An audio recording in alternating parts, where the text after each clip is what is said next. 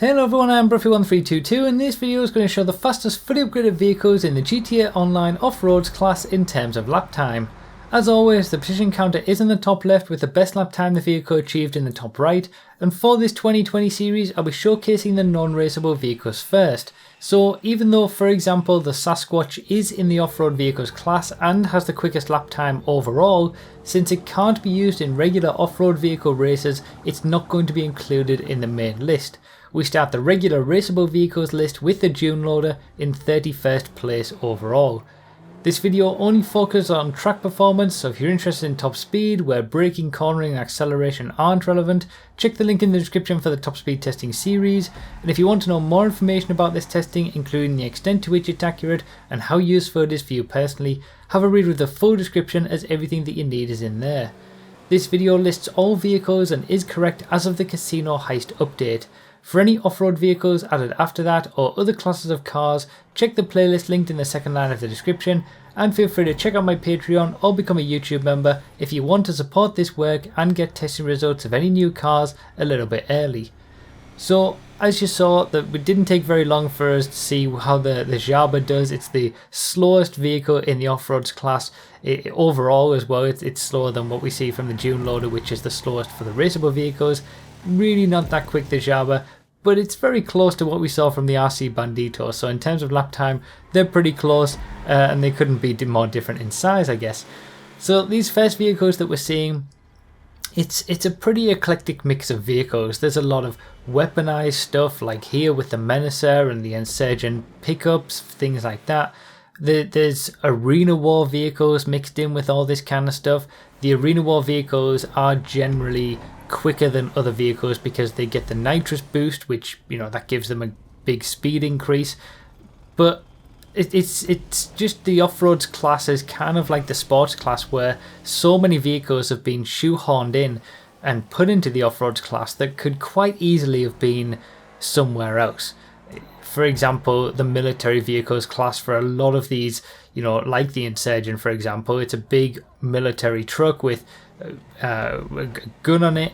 It could quite easily go in the military vehicles class, which is a pretty underused class, considering that there's really no point to it being in the off-road vehicles class because you can't race it anyway. So yeah, there's a lot of these vehicles, as we're seeing with, you know, things like special vehicles with the ramp buggy, for example, that is also in the off-road vehicles class. But ultimately the quickest non-raceable off-road vehicle, or at least vehicle in the off-road vehicles class, is the Sasquatch with a 104.0. That actually makes it the quickest vehicle overall, if it taking into account all vehicles in the class.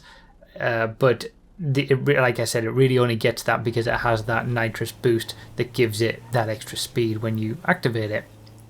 So we're now into the raceable vehicles list. We saw the Dune loader there, which is the slowest raceable off-road vehicle, and then we take a big jump in lap time to the Blazer Lifeguard, and that's a bigger jump than what we previously saw because with the Casino Heist update, the Blazer Lifeguard got the ability to be upgraded with engine, transmission, turbo, so it is much quicker now than what it was, but it's still very, very slow.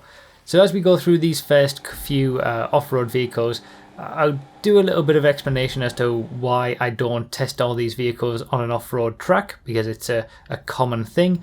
The first one is that off-road vehicles are just like any other class. You can race them on a regular circuit like anything else. That's one aspect to it. The second and more important aspect though is that if I were to test these vehicles on an off-road track, they wouldn't be comparable to anything that I've tested before. For example, you wouldn't know that the Liberator gets a lap time that's similar to something else that gets a lap time of 1 minute 17.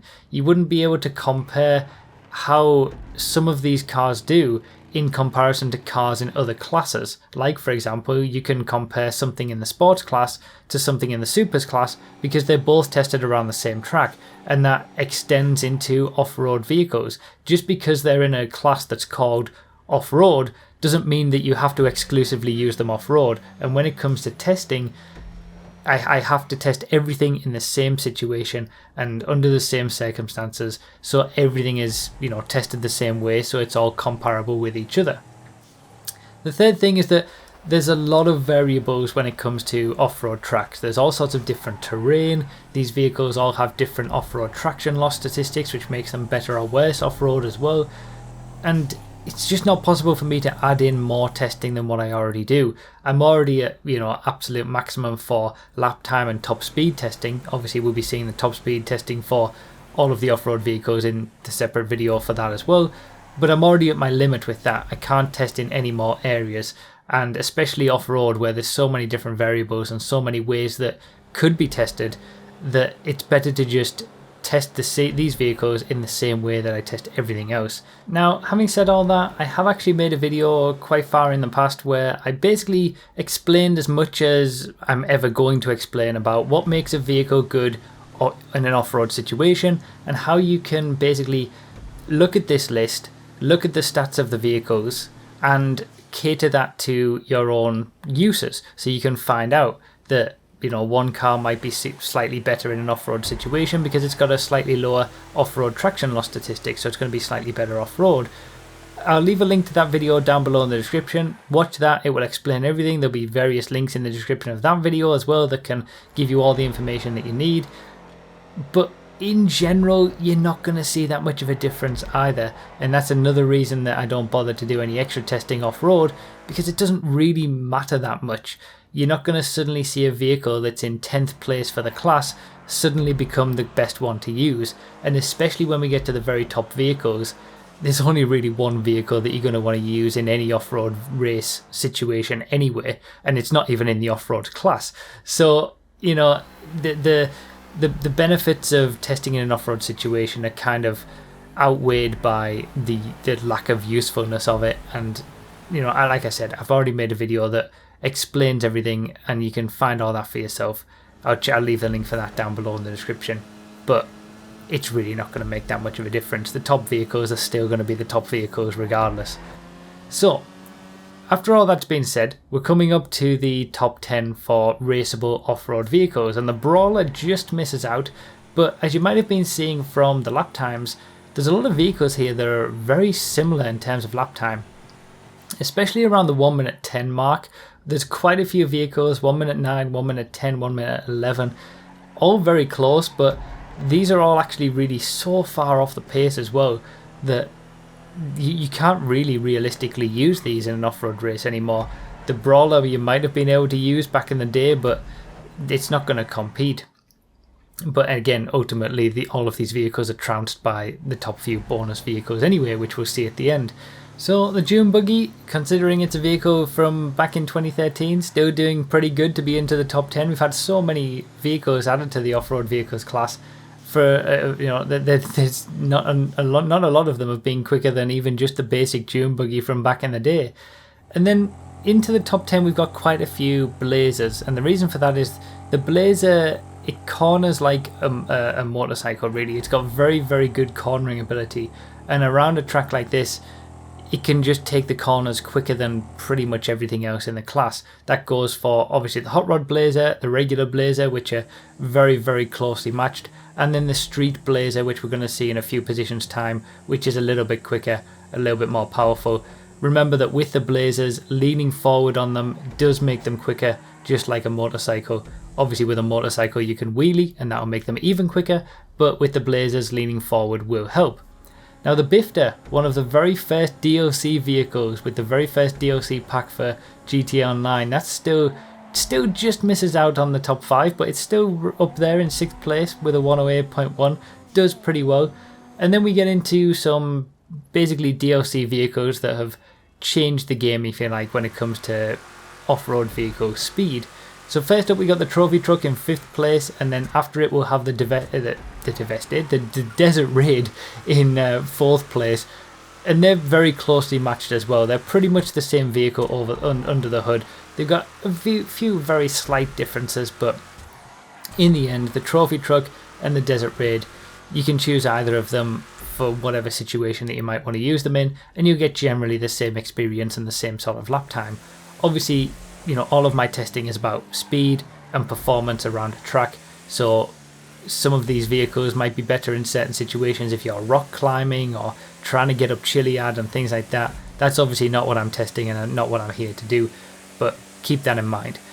So the Trophy Truck and the Desert Raid are pretty fun vehicles. I like racing with them in an off-road situation. They're pretty fun, but they aren't quite on the top pace anymore. Third place, we've got the Street Blazer with a 1 minute 6.4. Pretty quick, the Street Blazer. It's got the benefit of a spoiler on the back, which gives it extra traction in the corners, which it doesn't really need, to be honest, because it corners so well anyway. And a 1 minute 6.4, you're looking at sort of mid-tier sports car level of lap time, and this is, you know, the top 3 in the off-road vehicles class.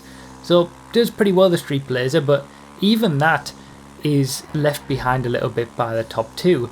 So previously, when you were looking at regular vehicles, that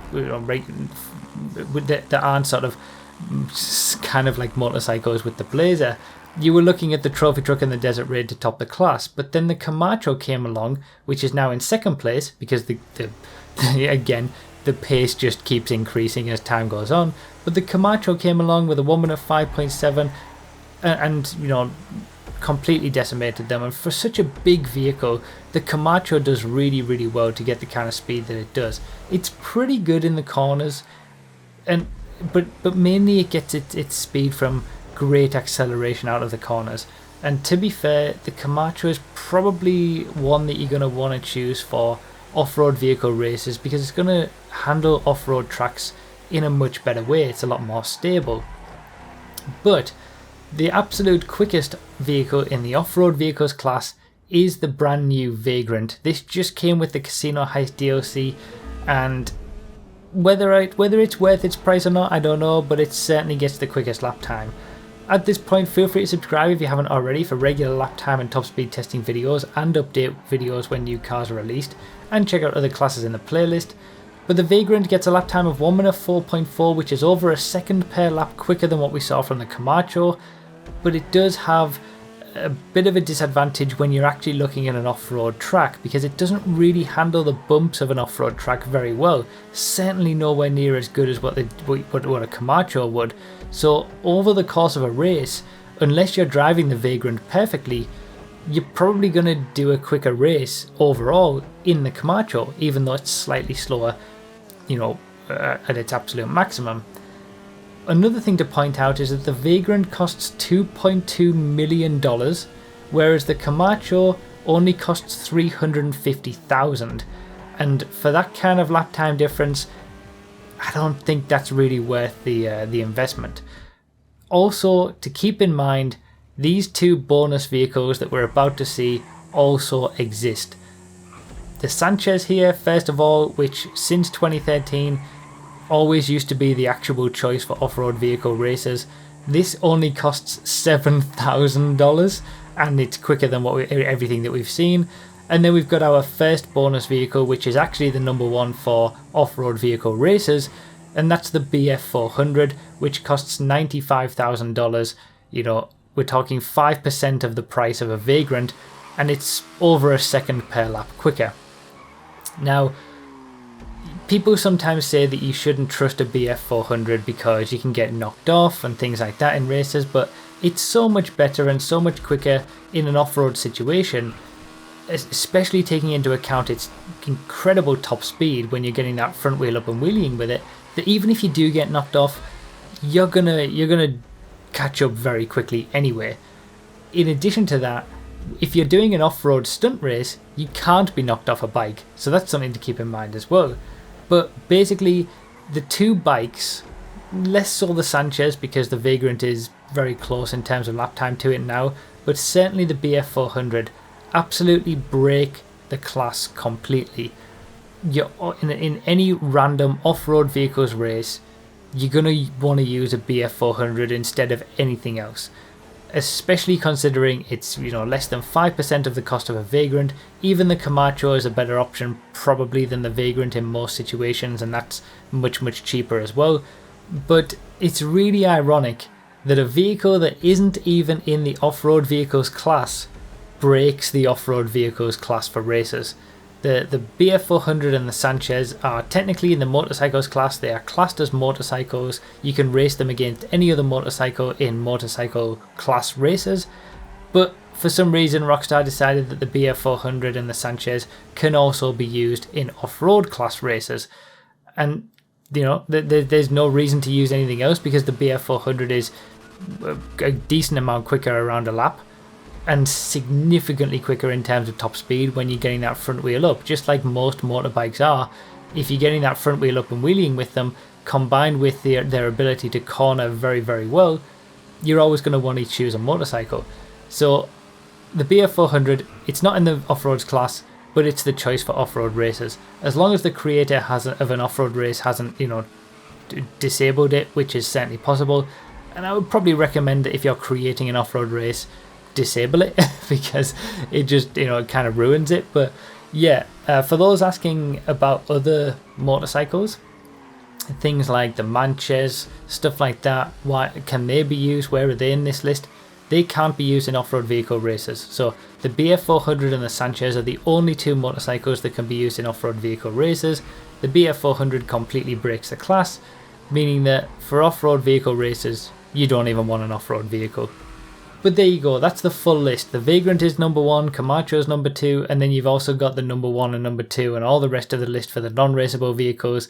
The off-roads class is a bit of a mess. You've got so many non-raceable vehicles that could be in other classes, so many arena war vehicles, motorcycles that ruin the class as well. It's a total mess, but at least we've got the full listing of the 31 normal off-road raceable vehicles, and you can see from top to bottom what that is. And obviously we'll see all of these for top speed as well. So that's pretty much it for this one. Consider supporting on Patreon or become a YouTube member if you want to get testing results early. And remember to read the description for more info, comment with your thoughts, like the video if you enjoyed it, found it helpful, and subscribe for more. Thank you all so much for watching. I really do appreciate it, and I'll see you next time.